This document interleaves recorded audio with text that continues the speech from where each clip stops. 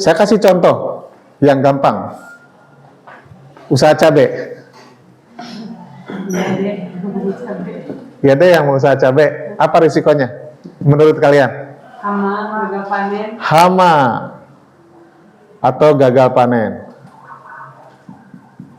Oke. Risiko kan Pak? Satu dulu ya, kan kita the more kita bisa identify risiko, the better kan? Yes. Oke. Apakah risikonya satu, cuma gagal panen doang? Enggak, banyak. Kita pelan, kita slow ya. Oke. Kalau terjadi gagal panen, ini risikonya kategorinya tinggi, sedang apa rendah? Tinggi dong. Kalau gagal panen, hancur semua kan? Tapi kalau risiko misalnya cuaca buruk juga mungkin cukup serius ya. So intinya ini sangat tinggi. Kejadiannya mungkin tidak tiap hari, tapi sekali kejadian hancur usaha kita, ya kan? So ini kategorinya high. Oke. Terus cara mitigasinya gimana? Gimana ya? Harus bisa mitigasi kan? Ya. Mitigasinya gimana? Pengelolaannya yang benar dari milih pupuknya. Iya nggak sih? Cara mitigasi saya hanya mau berbisnis cabai dengan orang petani yang udah ahli. sudah punya 20 hektar, sudah 10 tahun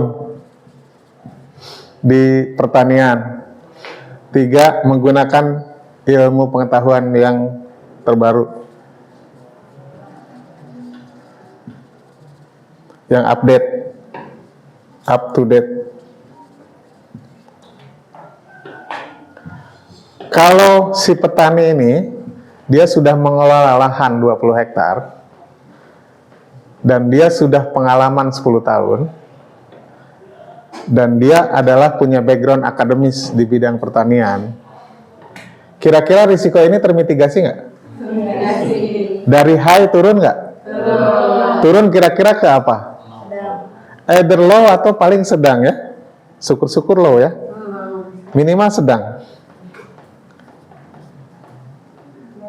Returnnya turun nggak? Enggak, potensi returnnya tetap tinggi. Coba bayangin, ini yang dimaksud. Jadi saya turunkan potensi high risk ini, saya turunkan ke sedang supaya saya dapat high return. High returnnya tetap, tapi high risknya sudah termitigasi.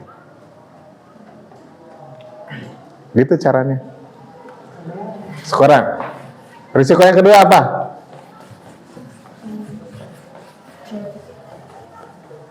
Itu udah tercover sama gagal panen deh tadi. Gagal panen bisa karena hama, bisa karena cuaca.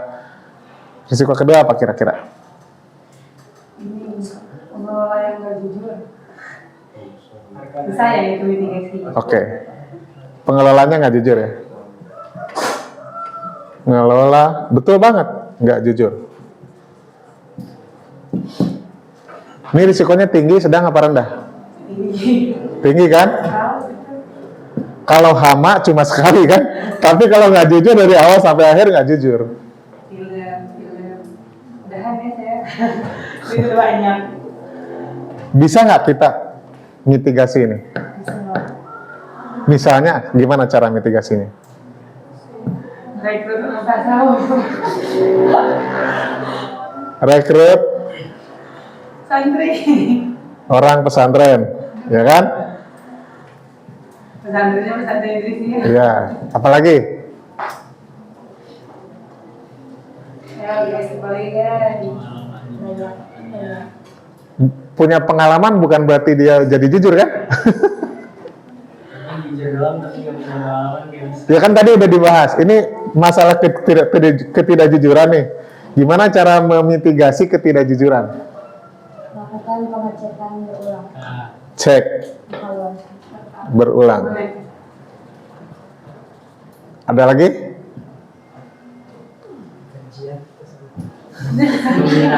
Aduh, lahan, enggak wah.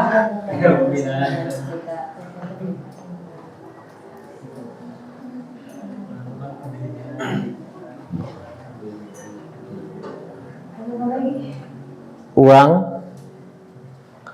dipegang admin.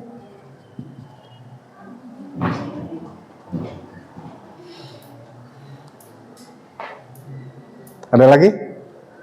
Semakin banyak mitigasi kita, semakin bagus.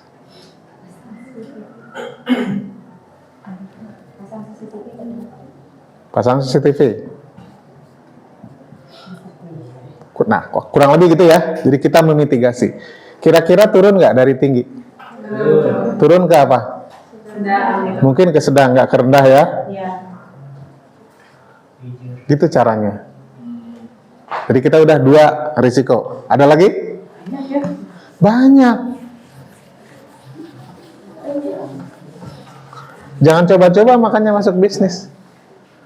Kasih contoh lagi, risikonya apa lagi tentang usaha cabai?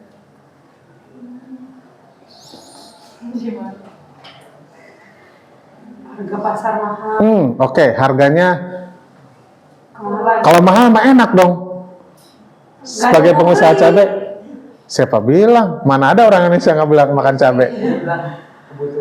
Justru bukan harganya mahal, harganya itu bisa jatuh. Di pertanian kan sering kedengeran tuh, Iya. tomat udah panen, harganya jatuh, akhirnya dibuang-buang. Iya.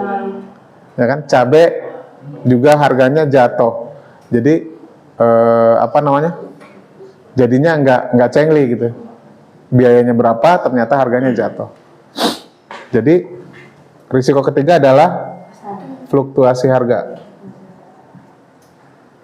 Si harga. Oke, gimana mitigasinya? Apa namanya itu? Sama apa sih? Bisa nggak kita mitigasi harga yang sangat fluktuatif? Pasarnya jangan satu, dijualnya bisa jadi pesannya. Dimanapun pasti harganya sama. Oh, bisa sama. Karena harga cabai mau di Bandung, Jakarta, di Tasik, dimanapun kurang lebih. Sama. Kalau turun ya turun semuanya. Cara mitigasi saya, HPP itu saya kontrol harus di bawah 20.000. Sehingga kalau harganya ternyata ada di 50.000, saya untung kan? Harganya ada di 40.000, saya masih untung. Harganya ada 30.000, saya masih untung. Harganya di 20.000, saya masih oke. Harganya di 15, mungkin sakit. Tapi saya kan panennya, kedua panennya 8 bulan. Cabai itu panennya 8 bulan. Jadi bisa jadi bulan pertama saya kena harga ini. Bulan kedua saya kena harga ini.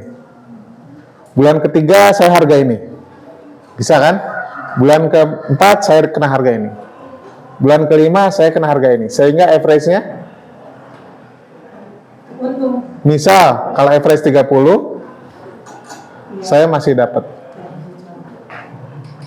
Jadi di cabai itu saya kan panen tiap bulan, tiap hari, tiap minggu. Pasti saya akan kena ke harga ini, pasti juga saya akan kena ke harga ini. Ekspektasinya ada di average yang di atas HPP. Kecuali kalau saya panennya cuma sekali, panen sekali, dan di saat itu harganya di 15, boncos. Atau sebaliknya, panennya sekali, harganya 50.000, untungnya luar biasa.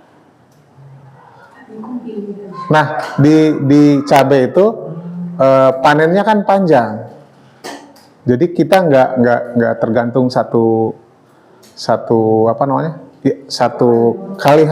Beda misalnya kayak petani bukan kopi sih, apa yang timun kan sekali panen selesai kan? Tipe pertaniannya kan gitu, atau tomat sekali panen selesai. Terus apa lagi? Semangka sekali panen selesai. Nah itu jika pas kita panen ternyata harganya lagi jatuh, nah itu sedih banget. Kalau cabai ini masa panennya 8 bulan. Jadi pasti di periode 8 bulan ini, di periode yang panjang itu, kita ngalamin ini gitu. Makanya ini bisnis yang menurut saya make sense. Jadi memang ada fluktuasi harga, tapi ada dua mitigasi besar, yaitu kita dapat HPP-nya bisa 20, bahkan bisa lebih rendah. Cara nurunin HPP apa ya? Ini efisiensi.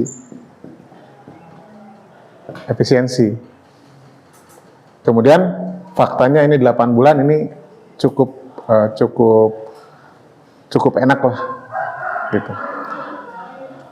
Kayak gini mitigasinya. Jadi dari risiko tinggi turun ke sedang lah, misalnya kalaupun nggak berani nyebut rendah. Kayak gitu. Jadi kita turunkan risikonya dengan cara memitigasi. Ini baru 3. Ada berapa risiko?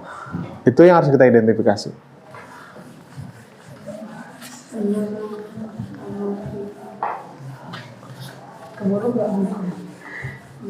Makanya jangan sembarangan. Buka bisnis itu gampang. Gampang buka bisnis mah, asal ada modal, buka, selesai. Bikin branding gampang, tinggal suruh aja. Orang yang biasa bikin branding jadi.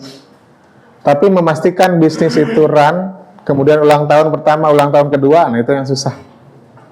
Kenapa? Karena mitigasi risikonya nggak tuntas. Gimana memitigasi risiko? Risikonya dikenali aja enggak. Gitu. Nah, kayak gitu ya. Jadi misalnya kalau kalian mau masuk ke bisnis, kalau tujuannya learn, oke, silahkan. Tapi kalau tujuannya memang benar-benar mau muterin duit, jangan dulu. Sampai kalian proven bisa lakukan risk mitigation kayak tadi.